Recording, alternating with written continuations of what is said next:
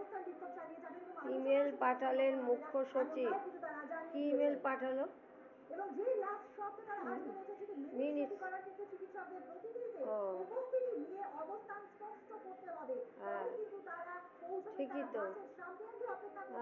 দুপক্ষকেই মিনিটসেরই করতে হবে।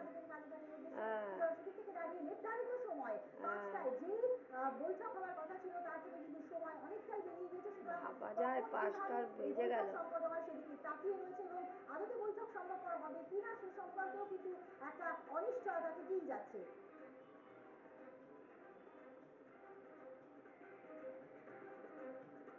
দুপক্ষেরই সাক্ষী থাকবে, সেটা করুক। জানানো হয় সুপ্রিম কোর্ট কাজে ফেরার নির্দেশিকা দিয়ে দিয়েছিল, তারপরে সুপ্রিম কোর্টের নির্দেশ পালন করাটা কিন্তু একটা কর্তব্য এবং মুখ্যমন্ত্রীর সঙ্গে বৈঠক করানোর একদম পঞ্চম এবং শেষ চেষ্টা, এমনটাই কিন্তু চিঠিতে উল্লেখ রয়েছে, এমনটাই কিন্তু মেইলে উল্লেখ রয়েছে।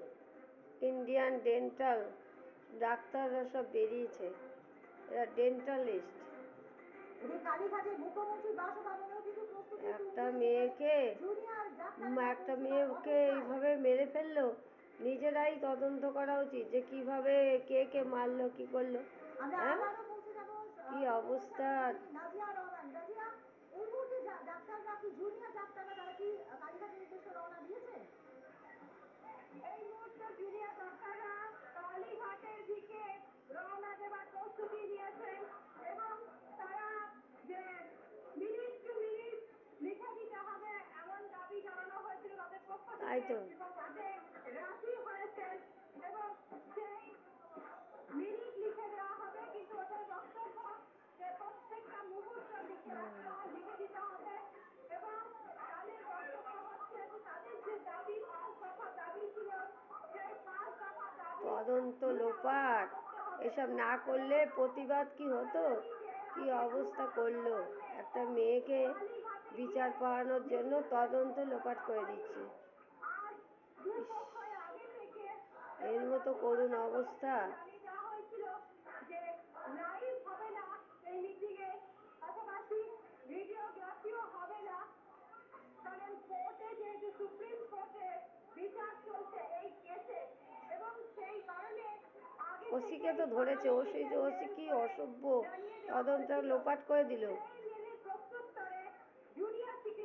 তোর ঘরে যদি একটা মেয়ে থাকতো, হ্যাঁ, হায় হায় হায় গোবিন্দ, কি দিন পড়লো গো।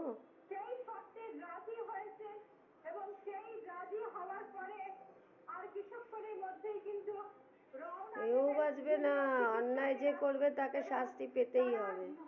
কালীঘাটে যাবেন। আজকে 5 দফা দাবিকে ঘিরেই কিন্তু এই বৈঠক হবে। তাদের যে 5 দফা দাবি আছে সেই 5 দফা, অর্থাৎ অভয়ার বিচার এবং যারা দোষী তাদের শাস্তি, পাশাপাশি সিপি পদত্যাগ, এই দাবিগুলো তারা তুলে ধরবেন। ইতিমধ্যেই আমরা জানি মুখ্যমন্ত্রী তিনি এসেছিলেন এই ধর্ণা মঞ্চে শনিবার এবং তিনি কথা বলেছিলেন এবং তাদের আশ্বস্ত করেছিলেন যে তারা এই মুহূর্তে অন্যায় যে করে অন্যায় যে সয়, দুজনেই অপরাধ, অন্যায় অন্যায় কোনো সহ্য করা উচিত না। কিন্তু সেই বৈঠক হয় না, তার কারণ জুনিয়র চিকিৎসকদের তরফ থেকে দাবি তোলা হয় যে ভিডিওগ্রাফি অন্তত পক্ষে করতে দিতে হবে।